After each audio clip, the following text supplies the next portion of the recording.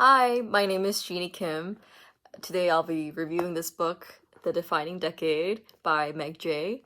Meg Jay is a clinical psychologist at a private clinic or private practice in Charlottesville, Virginia, and she basically works with 20-something-year-olds like me. I'm 24. This book really impacted the way I viewed my 20s. Initially, and she mentions this in the book, a lot of 20-something-year-olds believe that our 20s are a throwaway time. It's like a time where you can try on different careers or try on different boyfriends or, like different things. And like a lot of people think it's just like a time that you can kind of spend like willy-nilly. But actually, 20s matter quite a lot, and we're still growing. Our brains are still growing and kind of like developing as young adults. And Meg Jay urges us to reclaim our 20s and to make the most of them now.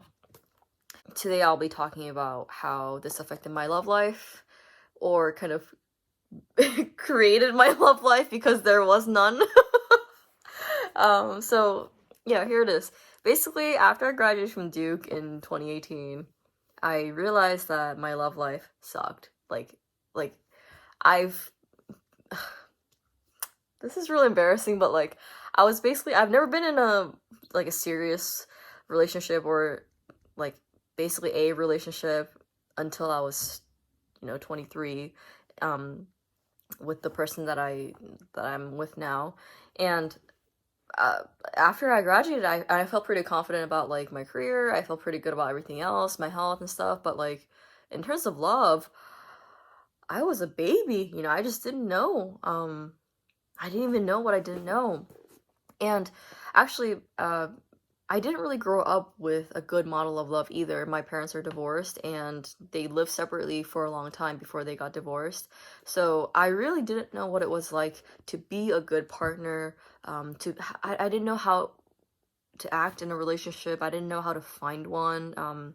Because you don't really like get taught those things, right? You kind of learn by watching or doing. And I was like, all right, Jeannie, like, you can't live like this anymore. Like, to be honest, I was just kind of hooking up and like going on like dates with people, and that I knew it wasn't even gonna work out. Like, I was just like wasting my time. Um, but this book gave me the confidence that I could find the family and the love that I wanted. So, you can't choose the family that you grew up with, but this book taught me that I can choose the family that I will have for the rest of my life. And that choice, that if I want that family, I do have to take a hard look at who I'm spending my time with now.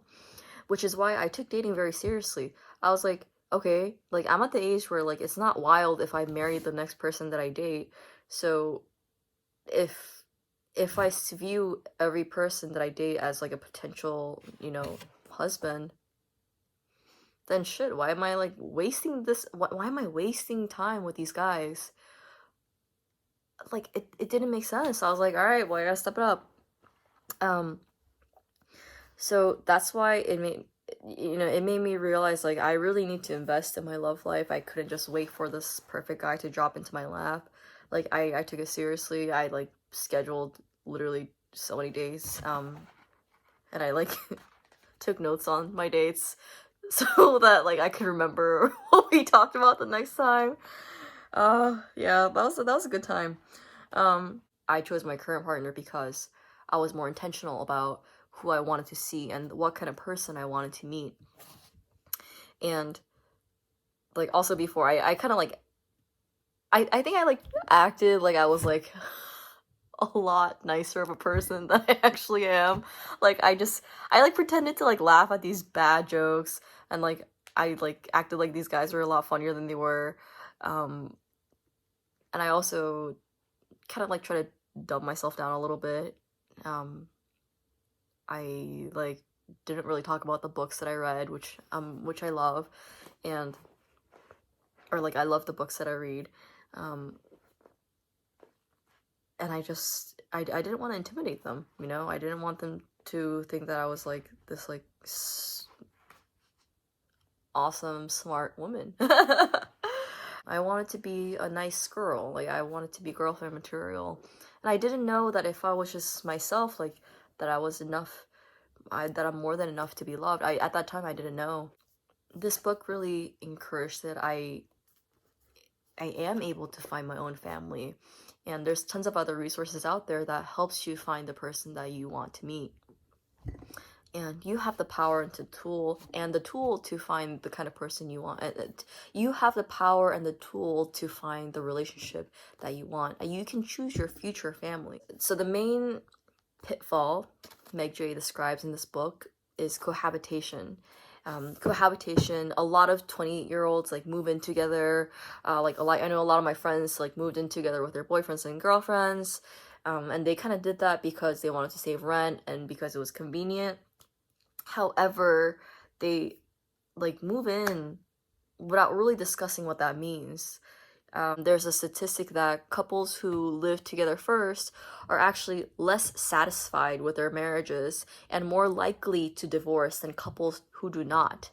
And the reason this happens is because when you cohabitate in this attitude of try before you buy, you slide into the marriage, meaning there's less strong communication. You're already in this habit of living with each other, so when you're married and you like shit hits the fan, like you're not as equipped to have those hard conversations or have that kind of teamwork, and it ends up just like, you know, causing more trouble, right?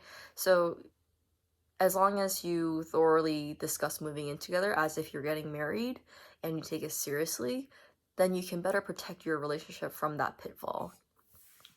I thought this was really important because right now, you know, with the coronavirus and stuff, I did want to move in with my boyfriend because you know, it gets lonely sometimes. It gets lonely and I wanted to be with someone.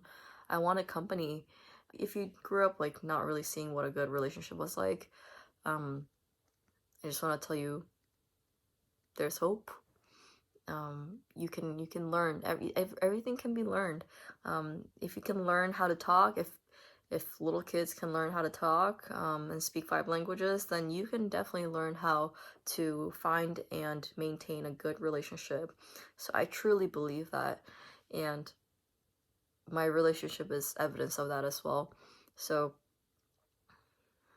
yeah, I hope this helped.